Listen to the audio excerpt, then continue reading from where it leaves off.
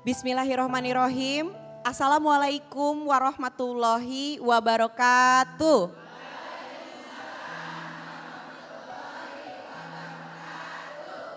Masya Allah, Allahumma sholli ala Muhammad wa ala ali Muhammad.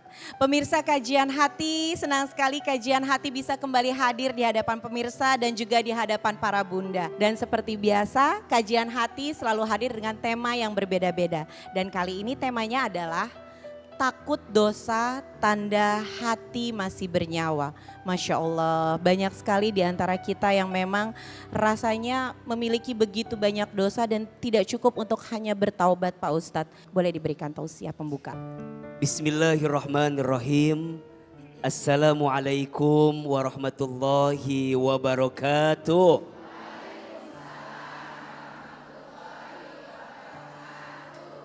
Bunda. Manusia itu tempatnya salah dan tempatnya dosa. Setiap kita pernah berbuat dosa. Tapi jangan pernah putus asa. Karena pintu ampunan Allah lebih luas daripada dosa yang pernah kita lakukan. Pintu rahmatnya Allah lebih besar daripada kesalahan yang pernah kita lakukan. Rasulullah SAW menyampaikan, kullu bani adamu khotta'un wa khairul khotta'ina at-tawwabun. Setiap manusia pernah berbuat dosa dan setiap orang yang berdosa sebaik-baiknya adalah mereka yang bertaubat, memperbaiki dirinya kembali kepada Allah Subhanahu wa ta'ala. Maka ada di antara ciri-ciri yang akan dirasakan ketika seseorang melakukan dosa. Yang pertama, dosa itu mengantarkan kegelisahan. Mohon maaf, kalau kita sudah berbuat dosa pasti gelisah, betul? Kalau kita sudah berbuat dosa pasti hati tidak tenang. Maka di antara ciri kenapa ya hati enggak tenang? Kenapa ya hati gelisah? Cek, mungkin ada dosa yang pernah kita lakukan. Karena biasanya dosa itu mengantarkan kegelisahan. Yang kedua, dosa itu mengantarkan kesengsaraan. Mohon maaf, tidak akan bahagia orang yang terus berada dalam dosa. Tidak akan pernah mendapatkan kemuliaan orang yang masih bertahan dengan dosa. Maka belajar untuk melepas pergi setiap dosa yang pernah kita lakukan. Jangan bangga dengan dosa. Jangan merasa nyaman dengan dosa. Jangan merasa hidup baik-baik saja ketika kita berbuat dosa. Padahal Allah mencintai kita. Apa di antara cintanya? Allah menutupi setiap dosa kita dan Allah berikan kesempatan kita bertaubat. Betul? Innallaha yuhibbut tawwabina wa yuhibbul mutatahhirin. Sesungguhnya Allah mencintai orang yang senantiasa bertaubat dan orang yang mensucikan dirinya. Maka sering AA sampaikan, Allah itu lebih mencintai orang yang banyak dosa, kemudian dia bertaubat daripada orang yang soleh. Sedangkan dia merasa tidak punya salah dalam hidupnya. Dan yang ketiga, dosa itu akan mengantarkan kita dalam keburukan. Jangan menyepelekan dosa kecil. Karena biasanya dosa besar itu terjadi karena kita menyepelekan dosa yang kecil. Betul? Contoh, berbohong. Biasanya kalau orang sudah berbohong di awalnya, maka selanjutnya apa? Akan sibuk menutupi kebohongan kemarin. Setuju? Ingat, tidak akan pernah mendatangkan kebaikan sesuatu yang dimulai dengan keburukan. Tidak akan mengantarkan kebahagiaan sesuatu yang kita hadirkan dalam kesalahan. Tapi saat kita komitmen dengan amal soleh, maka disitulah kita akan mengantarkan kebaikan. Tanya hati, karena dosa itu sangat berkaitan dengan hati. Istafti qalbik, tanyakan hatimu. Karena biasanya hati akan condong kepada kebaikan. Dan jika hati itu gelisah, berarti apa yang kita kerjakan sesuatu yang tidak baik untuk kehidupan kita. Mudah-mudahan Allah titipkan nyawa dalam diri kita. Dan mungkin kita juga pernah berbuat dosa, segera bertaubat dari dosa, segera perbaiki diri kita dari dosa. Karena boleh jadi, kenapa doamu belum dikabulkan? Mungkin bukan kurangnya doamu, tapi banyaknya dosamu. Karena yang membuat kebaikan tidak datang dalam hidup kita, karena masih banyak kesalahan yang pernah kita lakukan dalam kehidupan kita. Sebelum minta apapun, belajarlah minta ampun. Karena dosamu menghalangimu dari kebaikan. Semoga Allah jaga kita dari setiap dosa yang pernah dilakukan. Rabbana dzolamna anfusana wa illam taghfir lana wa tarhamna lanakunanna minal khosirin. Amin ya rabbal alamin. Kajian hati. Untuk itu kita langsung mengundang, ini dia bintang tamu kita, ada Kak Fernita Syabila. Ya kita persilakan. Mangga. Assalamualaikum Pak Ustadz, perkenalkan nama saya Fernita Syabila. Di tahun 2019 saya pernah dituduh sebagai pelakor. Saya difitnah, padahal saya tidak melakukan itu. Nama saya dijelek-jelekan di media sosial dan dimanapun oleh istrinya. Setelah itu berlalu, saya mencoba ikhlas, tetapi saya malu dengan keluarga saya, terutama ibu saya, karena orang tua saya kebetulan tinggal ibu dan sakit jantung. Pada tahun 2020, hidup aku berubah drastis. Aku terlibat lagi kasus, yaitu dituding dan dijebak prostitusi online. Hati saya sangat hancur karena saya tidak melakukan itu. Saya diundang ke Lampung untuk nyanyi. Diberitakan bahwa saya, melakukan prostitusi online dengan bayaran 30 juta katanya. Padahal saya tidak menerima uang yang dimaksud tersebut.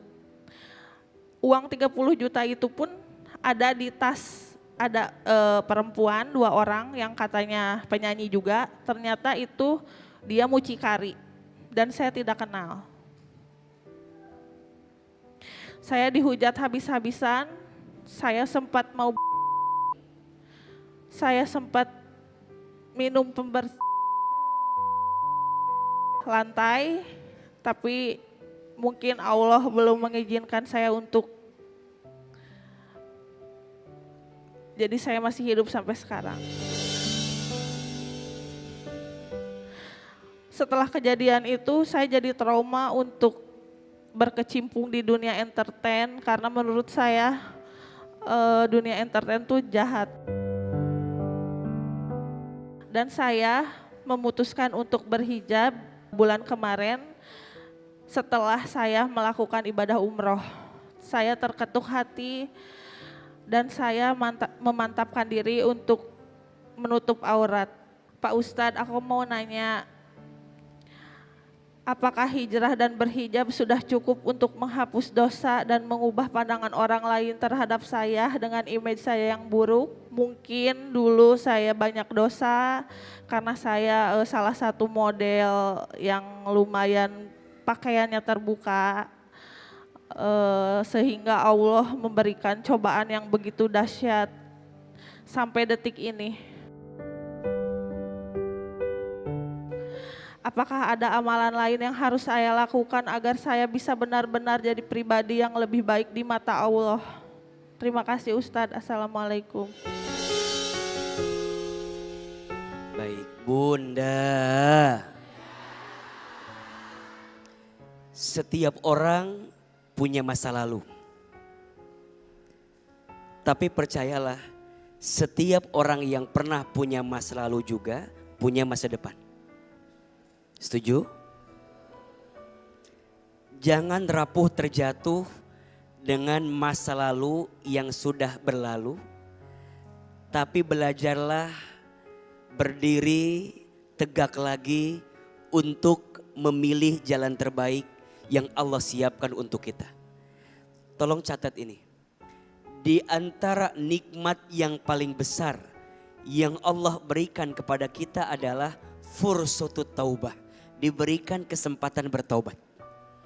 Jadi kalau kita pernah tenggelam dalam kesalahan, kita tahu salah, kita tahu dosa, dan kemudian kita segera memperbaiki diri kita.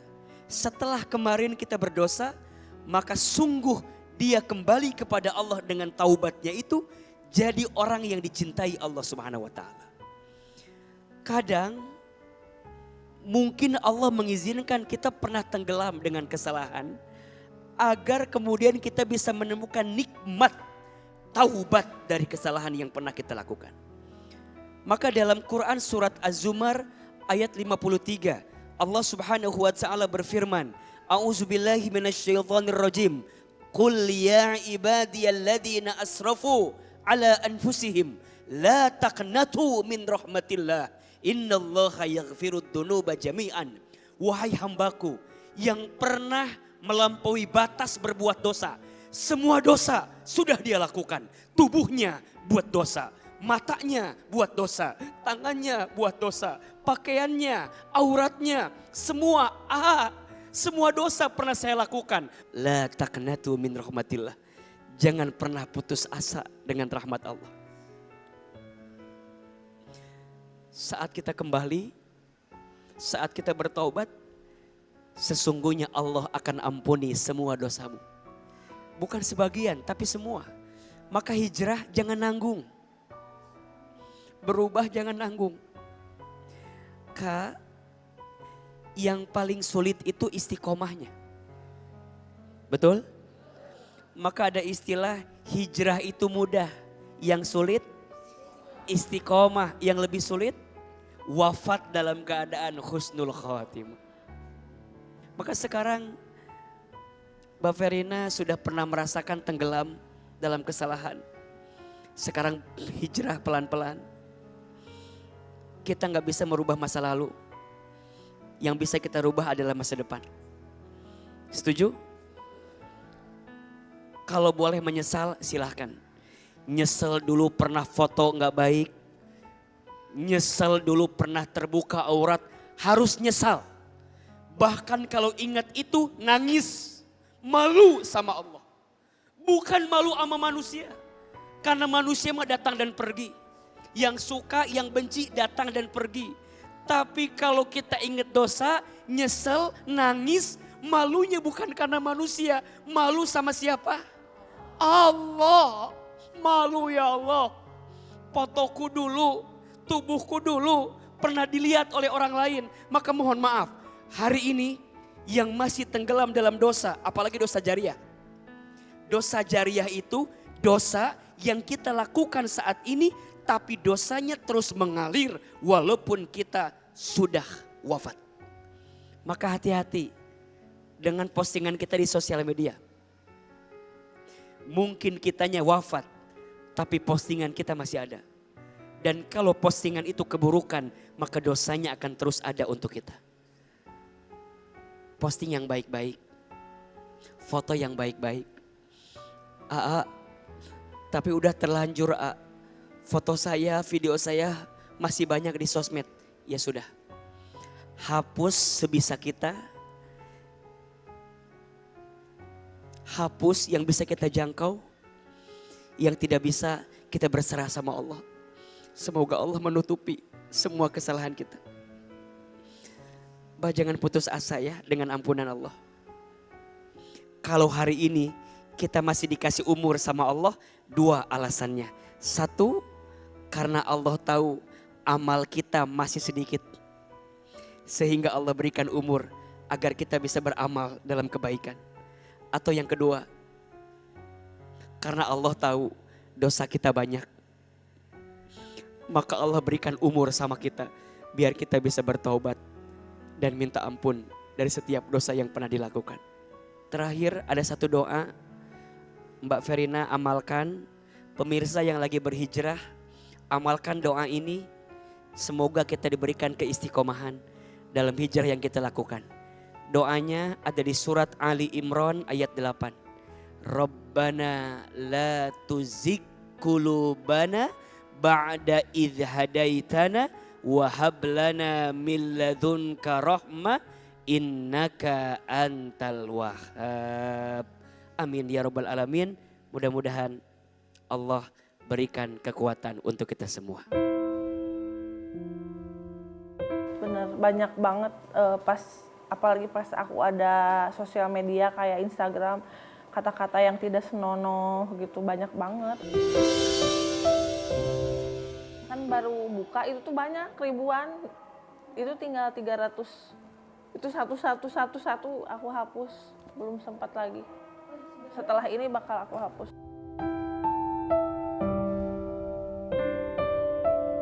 Sebaiknya dihijab karena dihijab tuh sangat nyaman, adem, terus juga menutup aurat, tidak mengundang dari laki-laki, sedikit lebih tenang dan paham gitu bahwa tidak usah dendam atau terlalu mendalami ingat ke masa lalu, tapi kita harus melihat ke depan dan berubah gitu.